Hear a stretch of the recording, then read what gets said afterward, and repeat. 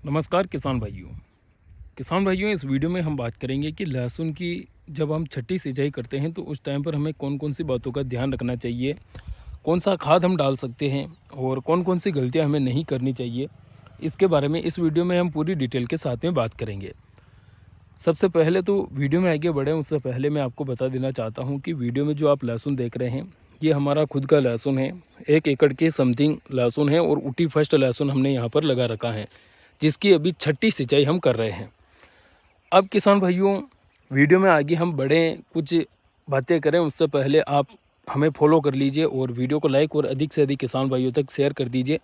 साथ ही कमेंट करके बताइए कि आपकी लहसुन कितने दिन की हो चुकी है। किसान भाइयों जब हम लहसुन की छठी सिंचाई करते हैं तो उस टाइम पर हमारी लहसुन भी करीबन 2 महीने से ऊपर हो जाती है या फिर 2 महीने के आसपास हो जाती है। हमारी ये लहसुन इस टाइम पर 60 से 65 दिन के बीच में हो चुकी है। तो सबसे पहले तो मैं आपको बता देता हूँ कि इस टाइम पर मैं कौन से खाद का उपयोग यहाँ पर कर रहा हूँ। तो अगर आप देखेंगे तो अभी हम छठी सिंचाई पर जो है म्यूरेट और पोटास अपने लहसुन की फसल में डाल रहे हैं। इसके अलावा मैं कोई अन्य खाद यहाँ पर नहीं ले रहा हूँ।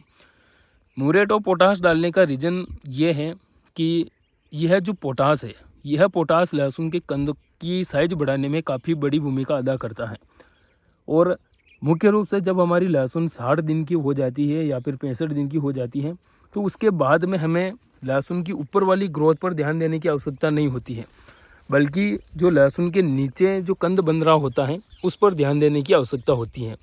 अगर मैं आपको पौधा उखाड़ कर दिखाऊं तो यहाँ पर हम देखेंगे कि लहसुन में जो है इस प्रकार का जो है गोल गोल नमूना बनना स्टार्ट हो चुका है, यानी कि लहसुन का नमूना बनना स्टार्ट हो चुका है। अब अगर हम इस टाइम पर ग्रोथ प्रमोटर खाद डालते हैं तो ऊपर वाली ग्रोथ बढ़ जाती है और नीचे कंद का विकास रुक जाता है। तो इसी वजह से हमने यहाँ पर पोटास का उपयोग किया है, ताकि यह पोटास धीरे धीरे फसल को मिलेगा और कंद के आकार में, कंद को बड़ा बनाने में बहुत बड़ी भूमिका निभाएगा। तो हम छठी सिंचाई पर इसी खाद का उपयोग कर रहे हैं, इसके अलावा अन्य खाद का उपयोग यहाँ पर नहीं कर रहे हैं। तो अगर आप भी अपनी लहसुन की छठी सिंचाई कर रहे हैं तो आप जो है म्यूरेट और पोटास का उपयोग कर सकते हैं, जो कि कुछ इस प्रकार का दिखाई देता है, आपने उपयोग किया भी होगा।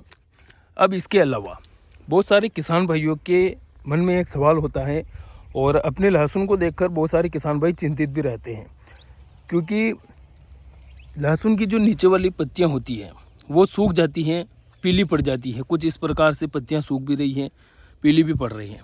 तो यहाँ पर आपको बिल्कुल चिंता करने की आवश्यकता नहीं है, क्योंकि पौधे की जो सबसे नीचे वाली पत्तियां होती हैं, जैसे कि ये पत्ती है, तो इस प्रकार की जो पत्तियां होती हैं पीली पड़ती है, सूखती हैं। क्योंकि जैसे जैसे पौधे की उम्र बीतती है वैसे वैसे पिलासपन आता है, पौधा जो पत्तियाँ होती है वो पीली भी पड़ती है। तो यहाँ पर हमें टेंशन लेने की आवश्यकता नहीं है।